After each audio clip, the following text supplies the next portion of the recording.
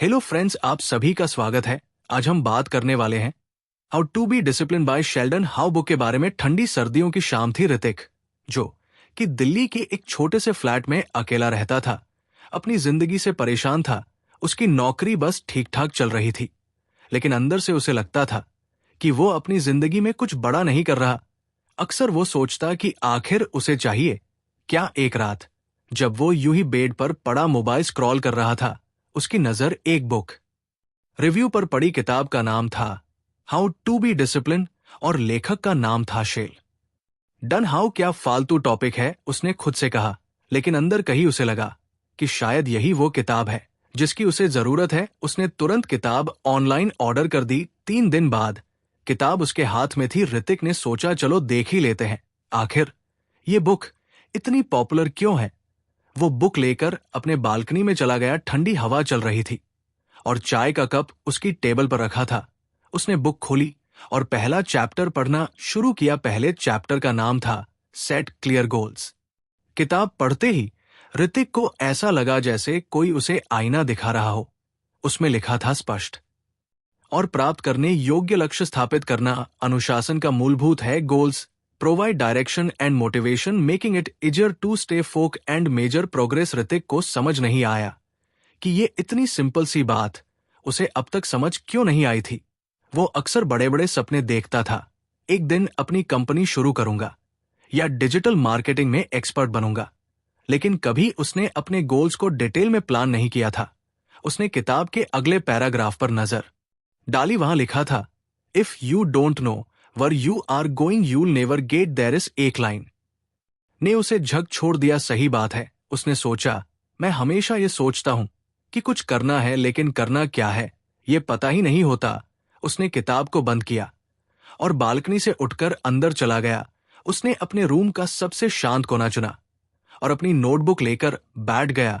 उसने सोचा कि पहली बार अपनी लाइफ में वो कुछ क्लियर गोल्स बनाएगा। पहली लाइन उसने लिखी, एक अपनी फिटनेस पर ध्यान देना है, अगले 6 महीने में 10 किलो वजन कम करना है, 2 डिजिटल मार्केटिंग के 3 एडवांस कोर्स पूरे करने हैं, 3 हर महीने 5 नई किताबें पढ़नी है। लिखने के बाद उसने नोटबुक बंद की और एक अजीब सी राहत महसूस की। ये सब करना इतना आसान तो नहीं था, लेकिन पहली बार उसने अपने गोल्स को इतना साफ साफ लिखा था। अगले दिन जब वो सुबह उठा तो उसने अपनी लाइफ का पहला गोल शुरू करने की कोशिश की। उसने अलार्म 6 बजे लगाया था, लेकिन जब अलार्म बजा तो उसने तुरंत स्नूज बटन दबा दिया। 5 मिनट, और उसने खुद से कहा, वो 5 मिनट कब 1 घंटे में बदल गए उसे पता भी नहीं चला।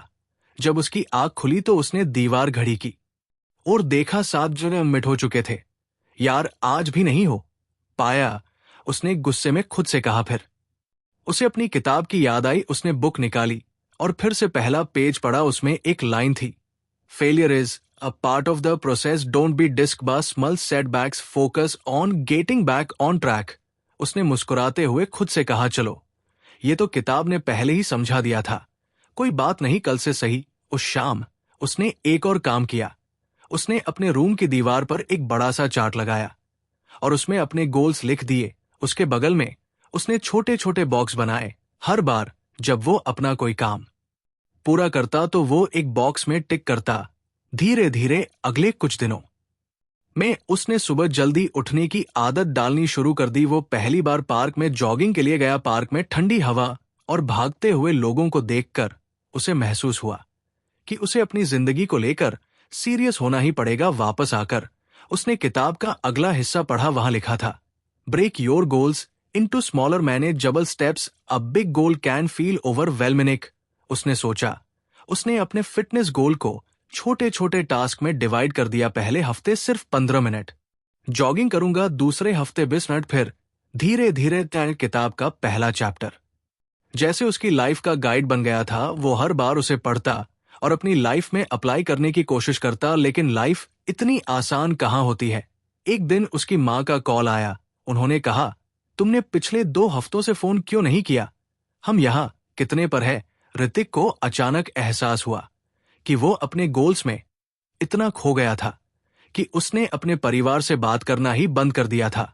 उसने फौरन माँ को कॉल बैक किया और उनकी बात ध्यान से सुनी। उसने सोचा कि शायद सेट क्लियर गोल्स का मतलब सिर्फ करियर और फिटनेस नहीं, बल्कि अपने रिश्तों को भी बैलेंस करना है। उसने अपनी नोटबुक निकाली और एक और लाइन लिखी, 4 हर हफ्ते अपने पेरेंट्स को कॉल करना और उनके साथ टाइम ताना। इस तरह ऋतिक की लाइफ धीरे धीरे बदलने लगी। वो हर रात सोने से पहले अपने दिन का रिव्यू करता। अगर उसने कोई टास्क मिस कर दिया होता तो वो उसे अगले दिन की लिस्ट में जोड़ लेता। किताब के पहले चैप्टर ने उसे समझा दिया था कि गोल्स सिर्फ लिखने के लिए नहीं होते, बल्कि उन्हें जीना होता है। उसने सीखा कि गोल्स की वजह से उसकी जिंदगी में एक दिशा आई थी। लेकिन कहानी यहां खत्म नहीं होती। ऋतिक को समझ आ गया था कि ये सिर्फ शुरुआत बात है। शेल्डन हाउ की किताब का पहला चैप्टर तो एक झलक मात्र थी। उसे बाकी के चैप्टर पढ़ने थे और उन पर काम करना। अगर आपको हमारी फ्री समरी अच्छी लगती है तो आप हमारे चैनल को सब्सक्राइब कर सकते हैं, हमारी मेंबरशिप खरीद सकते हैं या हमें यूपीआई के थ्रू सपोर्ट कर सकते हैं। अब समरी पर वापस चलते हैं। वो खुद से मुस्कुराकर बोला, अब देखो ये किताब मेरी जिंदगी कैसे बदलती है। ऋतिक ने अगले कुछ दिनों में अपने पहले गोल्स पर अच्छा खासा काम कर लिया था। उसे लगा कि अब उसकी लाइफ धीरे धीरे पटरी पर आ रही है। उसके दीवार वाले चार्ट पर कई बॉक्स टिक हो चुके थे और हर टिक उसे एक नई एनर्जी देता था। उसने सोचा कि अब वक्त आ गया है किताब का अगला चैप्टर पढ़ने का। रात के खाने के बाद वो अपने फ्लैट के छोटे से कोने में बैठा, सामने उसकी किताब रखी थी। उसने कपड़े की बुकमार्क हटाई और अगला पेज पलटा। दूसरा लेसन था, डेवलप अ रूटीन। पढ़ते ही उसे लगा कि ये तो वही चीज है जो हमेशा उसकी सबसे बड़ी कमजोरी रही है। उसकी लाइफ इतनी बेतरतीब थी कि कोई भी चीज कभी प्लान के हिसाब से नहीं होती। कभी वो रात को देर तक जागता, कभी सुबह लेट उठता। वीकेंड्स तो पूरी तरह से यूं ही निकल जाते थे। किताब में लिखा था, Creating a consistent daily routine helps in building habits that reinforce discipline. A structured schedule minimizes distractions and promotes productivity by allocating specific times for task. Sir Hrithik ने किताब के हर शब्द को ध्यान से पढ़ा। उसे एहसास हुआ कि अगर वो सच में अपनी लाइफ में डिसिप्लिन लाना चाहता है तो उसे एक स्ट्रिक्ट रूटीन अपनाना पड़ेगा। उसने खुद से कहा, रूटीन बनाने का मतलब ये नहीं कि लाइफ बोरिंग हो जाएगी। इसका मतलब है कि मैं अपने टाइम का सही इस्तेमाल करना सीखूं। उसने तुरंत अपनी नोटबुक उठाई और लिखा, मेरा परफेक्ट रूटीन, एक सुबह 6 बजे उठना, 6:01 से 700 बजे तक, एक साइज 7:30 तक ब्रेकफास्ट, 8 बजे से 12 बजे तक वर्क टाइम, 5 1 घंटे का लंच ब्रेक, 1 बजे से 5 बजे तक फिर से काम, 7वीं शाम को 1 घंटा खुद के लिए पढ़ाई, स्किल सीखने या रिफ्लेक्शन के लिए, 8वीं रात को 10 बजे तक सो जाना। रूटीन प्लान करना आसान था, लेकिन उसे फॉलो करना, वह ऋतिक को पता था कि यह सबसे मुश्किल पार्ट है। उसने सोचा, चलो कल से ट्राई करते हैं। अगली सुबह जब उसका अलार्म 6 बजे बजा तो उसे पहले दिन जैसा ही एहसास हुआ। उसने कुछ देर के लिए फिर से स्नूज बटन दबा दिया, लेकिन तभी उसे याद आया कि वो अब अपनी पुरानी आदतों पर नहीं लौट सकता। उसने झट से अलार्म बंद किया और बिस्तर से उठ खड़ा हुआ। उसने अपने फोन में टाइमर लगाया और अपने रूटीन के हिसाब से एक्सरसाइज शुरू की। शुरुआत में उसके शरीर को उठने में बड़ी मुश्किल हुई। उसे हर मिनट ऐसा लगा जैसे वो फिर से वापस हो जाए। लेकिन उसने किताब के उस हिस्से को याद किया जहां लिखा था, habits hard to build initially लेकिन consistency makes them easy over time. पहले कुछ दिन उसके लिए बहुत स्ट्रगल वाले थे। कभी कभी वो ब्रेकफास्ट के टाइम पर बैठा, ये सोचता कि क्या रूटीन बनाना सही फैसला था। लेकिन जैसे जैसे दिन बीतने लगे वो रूटीन का मजा लेने लगा। रूटीन का सबसे अच्छा असर उसकी प्रोडक्टिविटी पर हुआ। अब जब वो अपने काम पर बैठता तो उसका पूरा फोकस काम पर होता। उसे पता था कि उसने पहले से ही हर काम के लिए एक टाइम स्लॉट अलॉट किया है, इसलिए उसे सब कुछ ठीक से करने का टाइम मिलेगा। एक दिन ऑफिस में उसके मैनेजर ने उससे कहा, ऋतिक, तुमने पिछले हफ्ते जितना काम किया है वो शायद ही किसी ने किया होगा। तुम ठीक तो हो? ऋतिक ने मुस्कुराते हुए कहा, सर बस कुछ डिसिप्लिन में आ रहा हूं।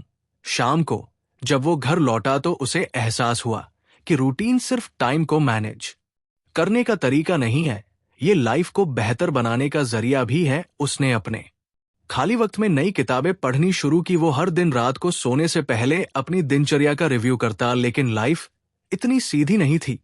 एक रविवार को उसके दोस्त राहुल का फोन आया, भाई आज मूवी देखने चल रहे हो।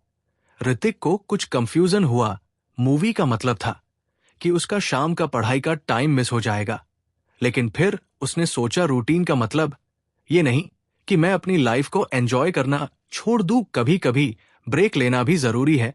उसने खुद से एक नई बात सीखी। रूटीन का मतलब स्ट्रिक्ट रूल्स नहीं बल्कि बैलेंस है। अगले कुछ दिनों में उसने अपने रूटीन को और फ्लेक्सिबल बनाया। उसने अपने शेड्यूल में फ्री टाइम के स्लॉट भी जोड़े। ये वो वक्त था जब वो कुछ भी कर सकता था, फैमिली से बात, दोस्तों के साथ घूमना या सिर्फ आराम करना। किताब में एक और इंटरेस्टिंग लाइन थी, A resident can sometimes feel like a burden allows some flexible to omit unexpected events। उसने महसूस किया कि रूटीन ने उसे एक बेहतर इंसान बना दिया है। उसकी लाइफ में अब एक स्ट्रक्चर था। पहले जहां वो हर काम लास्ट मिनट तक लाता था, अब वो समय पर अपने टास्क पूरे कर लेता था। लेकिन कहानी यहां खत्म नहीं होती। ऋतिक को एहसास हुआ कि रूटीन बनाने से उसका सफर शुरू हुआ है, लेकिन अभी उसे अपनी आदतों को और गहराई तक ले जाना है। किताब में अभी और लेसन्स बाकी थे। उसने खुद से वादा किया कि वो हर लेसन को पढ़ेगा, समझेगा और अपनी जिंदगी में उतारे। और इसी उम्मीद के साथ उसने अगले चैप्टर पर जाने के लिए किताब को धीरे से बंद कर दिया। कुछ हफ्ते बीत चुके थे और ऋतिक अपनी रूटीन को लेकर काफी सहज महसूस करने लगा था। अब सुबह जल्दी उठना, वर्कआउट करना और दिन को प्रोडक्टिव तरीके से बिताना उसकी आदत में शामिल हो चुका था। लेकिन जिंदगी हमेशा सरल रास्ते पर नहीं चलती। एक दिन ऑफिस के बाद वो थक कर घर आया और उसने सोचा कि कुछ आराम किया जाए। उसने टीवी चालू किया और सीरियल देखते देखते अनजाने में 3 घंटे बर्बाद कर दिए। जब रात को उसने दीवार पर लगे अपने चार्ट को देखा तो वो शर्मिंदगी महसूस कर उसने खुद से कहा, यार इतना अच्छा चल रहा था सब कुछ, और आज फिर से वही पुरानी आदतों पर लौट आया। उसी रात उसने किताब निकाली और अगले चैप्टर पर पहुंच गया। तीसरे लेसन का नाम था एम्ब्रेस सेल्फ कंट्रोल। किताब की पहली लाइन ने ही उसे अंदर तक झोड़ दिया। उसमें लिखा था, सेल्फ कंट्रोल आवश्यक है ताकि प्रलोभन को दूर किया जा सके। Resisting short term pleasures in favour of long term goals is the foundation of discipline living. Hrithik ने खुद से कहा, यही तो मेरी सबसे बड़ी प्रॉब्लम है। मैं हमेशा शॉर्ट टर्म प्लेजर के पीछे भागता हूं, चाहे वो घंटों सोशल मीडिया स्क्रॉल करना हो या कुछ भी ऐसा करना जो मेरे बड़े गोल्स के खिलाफ है।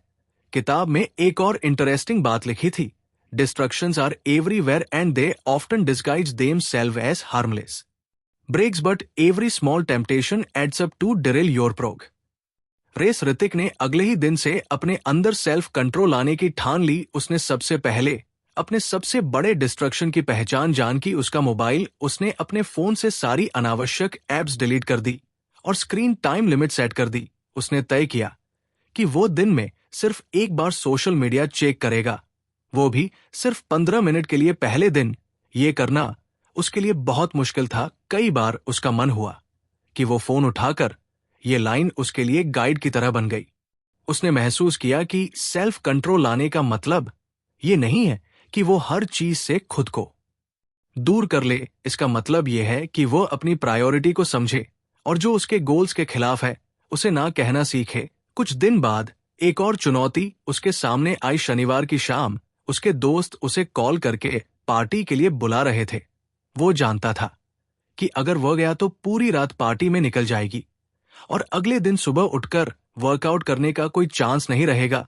उसने खुद से सवाल किया, क्या मुझे जाना चाहिए या मुझे अपने लॉन्ग टर्म गोल्स पर फोकस करना चाहिए। किताब की एक और लाइन उसे याद आई, हर बार जब आप एक तमन्ना का विरोध करते हैं तो आप एक कदम और करीब आते हैं बनने के लिए जिस व्यक्ति को आप बनना चाहते हैं। ऋतिक ने आखिरकार पार्टी में ना जाने का फैसला किया। उसने दोस्तों से माफी मांगी और उन्हें समझाया कि वो इस वक्त अपनी लाइफ पर काम कर रहा है। हालांकि ये करना उसके लिए आसान नहीं था। मन में कहीं उसे ये भी लगा कि शायद दोस्त उसे अब बोरिंग कहेंगे।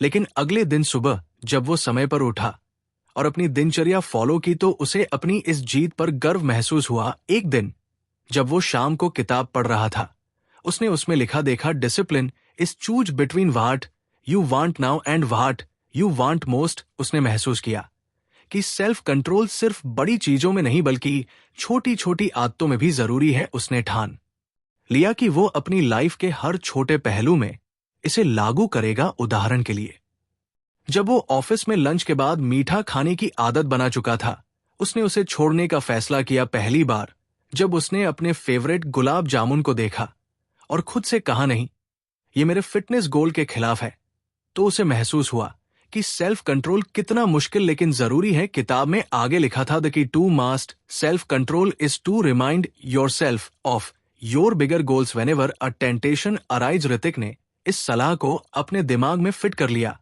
उसने हर उस चीज को अपने सामने रखना शुरू कर दिया जो उसे उसके बड़े गोल्स की याद दिलाए। उसकी नोटबुक, दीवार पर लगे चार्ट और उसकी खुद की journey, all this become his motivate. धीरे धीरे उसकी इच्छाओं पर काबू पाने की ताकत बढ़ने लगी। अब जब भी उसे कोई डिस्ट्रैक्शन दिखता, वो खुद से एक ही सवाल करता, क्या ये मुझे मेरे बड़े गोल्स के करीब ले जाएगा या दूर करेगा? कुछ हफ्तों बाद उसके ऑफिस में एक और चैलेंज आया। कंपनी ने एक नया प्रोजेक्ट दिया जिसमें उसे देर रात तक काम करना होता। पहले वो हमेशा ऐसे हालात में बहाने ढूंढता कि प्रोजेक्ट कैसे टाला जाए, लेकिन अब उसने सेल्फ कंट्रोल के साथ अपने समय को मैनेज करना सीखा। उसने अपने रूटीन को कुछ बदला ताकि प्रोजेक्ट के साथ साथ उसकी बाकी आदतें भी बनी रहे। ऋतिक को एहसास हुआ कि सेल्फ कंट्रोल सिर्फ डिस्ट्रक्शंस को इग्नोर करने के लिए नहीं बल्कि मुश्किल परिस्थितियों में खुद को बेहतर तरीके से संभालने के लिए भी जरूरी है। किताब के इस लेसन ने उसकी लाइफ का एक और दरवाजा खोल दिया था। उसने महसूस किया कि जो लोग अपनी छोटी छोटी इच्छाओं को कंट्रोल करना सीख जाते हैं, वही बड़ी बड़ी चीजें अचीव कर पाते हैं। और इस तरह ऋतिक ने अपनी जर्नी को और आगे बढ़ाने का फैसला किया। ने खुद से कहा, अभी तो सिर्फ शुरुआत हुई है। ये किताब मुझे और कितना सिखाएगी, मैं इसका इंतजार नहीं कर सकता। अगली रात उसने किताब के अगले चैप्टर पर जाने के लिए उसे धीरे से बंद कर दिया। ऋतिक की जिंदगी धीरे धीरे बदल रही थी। रूटीन और सेल्फ कंट्रोल के लेसन्स को उसने अपनी लाइफ का हिस्सा बना लिया था। हर दिन उसके भीतर एक नई एनर्जी और मोटिवेशन होती थी, लेकिन फिर भी कुछ ऐसा था जो उसे खटक रहा था। कई बार जब वो काम करता तो उसका मन भटकने लगता। वो एक काम में लगा होता और तभी अचानक किसी पुराने पल की याद आ जाती या भविष्य की चिंता उसके दिमाग में घूमने लगती। कभी वो सोचता कि अगर प्लान्स काम नहीं किए तो क्या होगा, या कभी उसे लगता कि वो अपनी पुरानी गलतियों के बारे में सोचकर वक्त बर्बाद कर रहा है। एक दिन जब वो शाम को अपने फ्लैट की बालकनी में बैठा था तो उसने खुद से कहा, मैंने डी और सेल्फ कंट्रोल पर तो काफी काम कर लिया है, लेकिन ये ध्यान क्यों भटकता रहता है? उसे लगा कि ये शायद अगला लेसन सीखने का सही वक्त है। उसने किताब निकाली और अगले चैप्टर पर पहुंचा। चौथे लेसन का नाम था प्रैक्टिस माइंडफुल। किताब में लिखा था, माइंडफुल मेंटेनिंग फोकस और रिड्यूस एंजाइटी में मदद करता है। By being present in the moment individuals can better manage their thoughts and emotions leading to improve decision making and productivity. Hrithik ने इस लेसन को पढ़ना शुरू किया और उसे महसूस हुआ कि ये उसकी जिंदगी की सबसे बड़ी परेशानी का जवाब हो सकता है। उसने सोचा, मैं अक्सर या तो अतीत में जीता हूं या भविष्य की चिंता में खो जाता हूं, लेकिन शायद मैं अभी के पल को जीने में असफल हूं। किताब में एक और लाइन थी जिसने उसका ध्यान खींचा था, mind is like a monkey always jumping from one thought to another, mindful helps you tame this monkey and bring it to the present moment. Hrithik ने तुरंत इस लेसन को अपनी जिंदगी में लागू करने का फैसला किया। अगली सुबह जब उसने अपना वर्कआउट खत्म किया तो उसने एक नई प्रैक्टिस शुरू की। उसने इंटरनेट पर देखा कि माइंडफुलनेस मेडिटेशन कैसे किया जाता है। उसने अपनी बालकनी में एक शांत जगह चुनी, आंखें बंद की और गहरी सांसें लेने लगा। पहले कुछ मिनटों तक उसका दिमाग हर दिशा में भागता रहा, कभी ऑफिस के काम की चिंता, कभी किसी पुराने झगड़े की याद। लेकिन उसने खुद से कहा, जो भी ख्याल आए उन्हें आने दो, लेकिन मैं अपनी सांस पर फोकस करूंगा। धीरे धीरे उसने महसूस किया कि उसके विचार धीमे हो रहे हैं। जैसे जैसे वो गहरी सांस लेता गया, उसका मन शांत होता गया। पहली बार उसे ऐसा लगा कि वो अपने दिमाग को कंट्रोल कर पा रहा है। किताब में लिखा था, माइंडफुलनेस नहीं बंद करने के बारे में है, ये देखने के बारे में है कि वे बिना किसी निर्णय के देख रहे और सौम्य ढंग से अपनी ध्यान को वापस प्रस्तुत कर रहे हैं। इस प्रैक्टिस को उसने अपनी डेली रूटीन का हिस्सा बना लिया। हर सुबह और रात को सोने से पहले वो 10 मिनट के लिए मेडिटेशन करता। इसका असर उसकी पूरी जिंदगी पर दिखने लगा।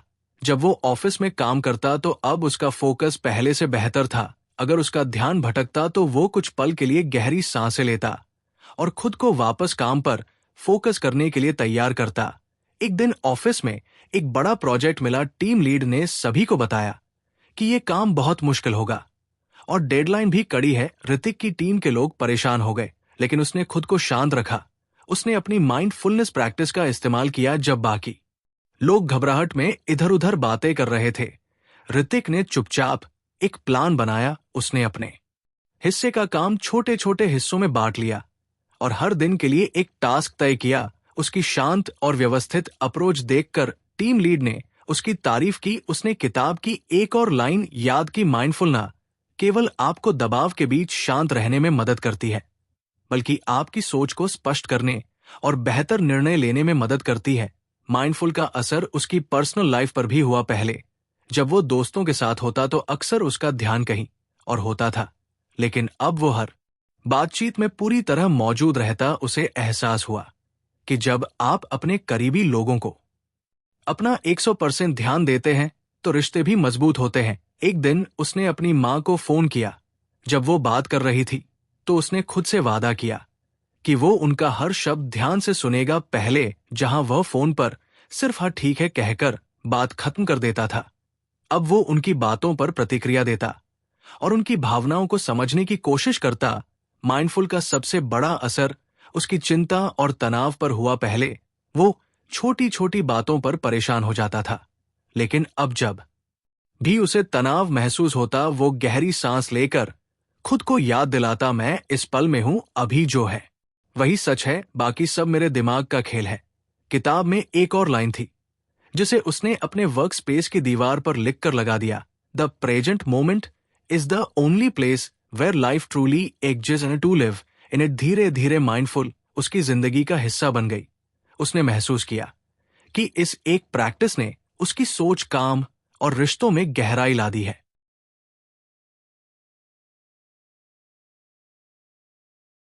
अब वो हर दिन को खुली आंखों और खुले दिल से जीता था। ऋतिक को समझ आ गया था कि माइंडफुल सिर्फ मेडिटेशन तक सीमित नहीं है, ये हर उस पल में मौजूद हो सकता है। जब आप खाना खा रहे हो, काम कर रहे हो या किसी से बात कर रहे हो। एक शाम जब वो बालकनी में बैठा था तो उसने आसमान की तरफ देखा। सूरज ढल रहा था और बादल हल्के नारंगी रंग के हो गए थे। उसने उस पल को पूरी तरह महसूस किया। पहले वो इन छोटी छोटी चीजों को नजरअंदाज कर देता था, लेकिन अब उसे एहसास हुआ कि यही पल जिंदगी को खूबसूरत बनाते हैं। किताब के इस लेसन ने उसकी सोच को बदल दिया था। उसने खुद से कहा, अगर मैं हर पल को ध्यान से जीना सीख जाऊं तो शायद जिंदगी की हर चुनौती आसान हो जाएगी। और इसी वादे के साथ उसने किताब को अगले चैप्टर के लिए बंद कर दिया। ऋतिक की लाइफ धीरे धीरे ट्रैक पर आ रही थी। माइंडफुल सेल्फ कंट्रोल और रूटीन की मदद से वो पहले से कहीं ज्यादा प्रोडक्टिव और शांत महसूस करने लगा था। लेकिन लाइफ हर वक्त एक जैसी नहीं रहती। कभी कभी सब कुछ सही करने ये उसकी पहली बड़ी जिम्मेदारी थी। उसने पूरी प्लानिंग कर रखी थी, हर छोटी डिटेल पर ध्यान दिया, अपने टीम मेंबर्स के साथ डिस्कशन किया और तय समय पर काम खत्म करने का पूरा भरोसा था। लेकिन जैसे जैसे डेडलाइन करीब आई, चीजें बिगड़ने लगी। टीम के कुछ लोग अपनी डेडलाइन मिस करने लगे और ऋतिक का खुद का काम भी पीछे छूटने लगा। उसने जितनी मेहनत की उससे कई गुना ज्यादा दबाव महसूस किया। डेडलाइन के दिन प्रोजेक्ट अधूरा ही रह गया। उसके मैनेजर ने उसे अपने केबिन में बुलाया और नाराजगी जताए। ऋतिक को खुद पर बहुत गुस्सा आया। उसने सोचा, मैंने इतनी मेहनत की फिर भी असफल हो गया, शायद मैं इस काम के लिए बना ही नहीं हूं। उस शाम वह आकर बालकनी में बैठा, ऐसा लग रहा था जैसे सारी मेहनत बेकार हो गई हो। उसने किताब को उठाया और अगले चैप्टर पर गया। 5वें लेसन का नाम था लर्न फ्रॉम फेलर्स। पहली ही लाइन ने ऋतिक को सोचने पर मजबूर कर दिया। Failure is not the end, it's stepping stone to success. Discipline evolve learning from setbacks rather than being dissed by them. किताब आगे कहती थी, हर सफलता एक सबक ले जा जाती है। It's up to you to find it and use it to grow strong. Hrithik ने किताब को एक पल के लिए बंद किया और सोचा, क्या मैं अपनी असफलता से सीख सकता हूं? क्या ये वाकई एक मौका है खुद को बेहतर बनाने का? अगले कुछ दिनों तक उसने अपने प्रोजेक्ट पर ध्यान से रिव्यू किया।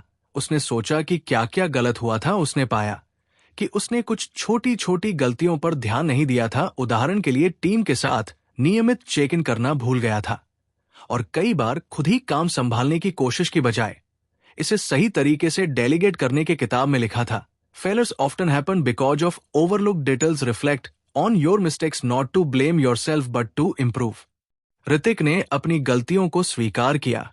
उसने खुद से वादा किया कि अगली बार वो बेहतर तरीके से तैयारी करेगा, लेकिन साथ ही उसने खुद को याद दिलाया कि एक प्रोजेक्ट में फेल होना उसकी पूरी काबिलियत पर सवाल नहीं उठाता। उसने खुद को मोटिवेट करने के लिए किताब में लिखी एक और लाइन दोहराई, failure is a detour not dead end it's chance to refine your strategy and come back strong. अगले हफ्ते ऑफिस में एक और प्रोजेक्ट आया। ऋतिक ने तुरंत अपनी गलतियों से सीखी बातों को लागू करना शुरू कर दिया।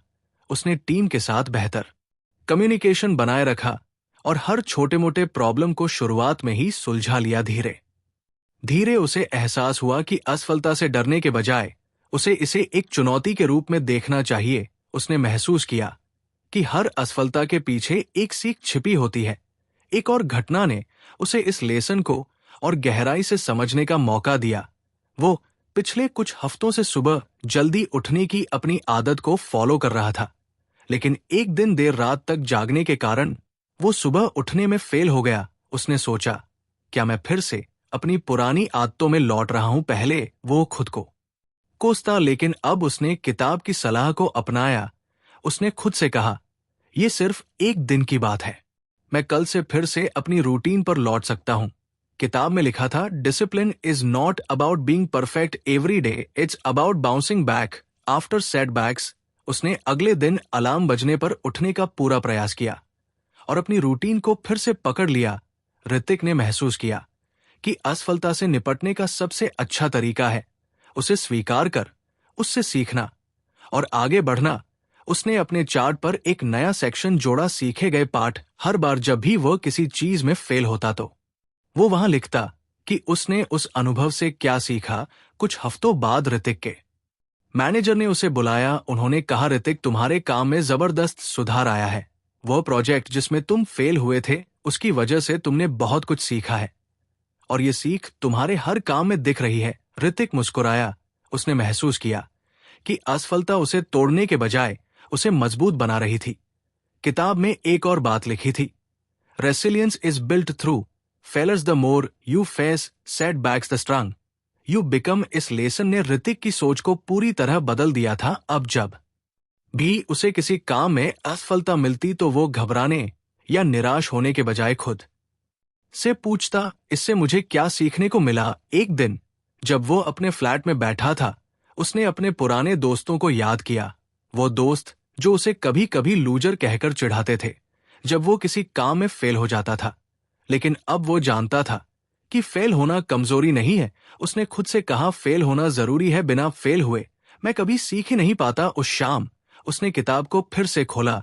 वो जानता था कि अगले चैप्टर में भी उसके लिए कुछ खास होगा, लेकिन इस बार उसने किताब को बंद करने से पहले आखिरी बार पेज को पढ़ा जो उसे बार बार याद दिला रहा था, failure is just another step on the path to success, keep stepping forward. और उसने खुद से वादा किया कि वो हर असफलता को गले लगाएगा और उससे सीखकर आगे बढ़ेगा। ऋतिक अब तक किताब के 5 लेसन्स को अपनी जिंदगी का हिस्सा बना चुका था। हर नया लेसन उसकी सोच को और बेहतर बनाता था।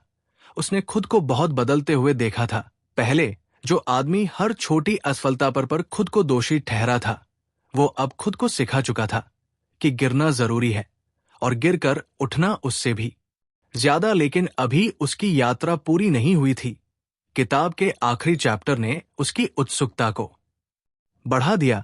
उसने किताब को फिर से खोला और ये वो शब्द था जो उसकी लाइफ में अब तक सबसे ज्यादा मायने रखता था। उसने महसूस किया कि उसके सारे प्रयास, चाहे वो अपने गोल सेट करना हो, रूटीन बनाना हो, माइंडफुल अपनाना हो या सफलताओं से सीखना हो, सब कुछ तभी काम करता है जब वो लगातार बना रहे। किताब में लिखा था कि एक बार के प्रयास से कुछ नहीं बदलता, असली बदलाव तब आता है जब हम हर दिन छोटे छोटे कदम उठाते हैं और उन्हें निरंतर करते रहते हैं। ऋतिक ने सोचा कि कंसिस्टेंसी यानी निरंतरता उसके लिए सबसे मुश्किल रही है। कई बार वो एक दिन मेहनत करता और अगले दिन हार मान लेता, कई बार प्लान बनाता लेकिन उसे फॉलो नहीं कर पाता।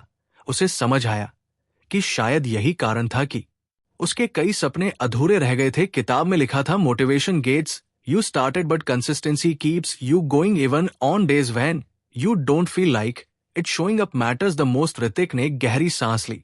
उसे समझ में आ गया कि कंसिस्टेंसी एक आदत है और इसे बनाने के लिए हर दिन मेहनत करनी होगी। उसने खुद से वादा किया कि वो अब हर दिन छोटा ही सही लेकिन एक कदम जरूर उठाएगा। अगले दिन उसने अपनी रूटीन को और सख्त बना दिया। सुबह जल्दी उठने के साथ उसने अपने दिन की प्लानिंग और डेडिकेशन को एक नया रूप दिया। उसने तय किया कि वो हर दिन 30 मिनट अपनी फिटनेस पर काम करेगा, भले ही वो कितना भी थका हुआ क्यों ना हो।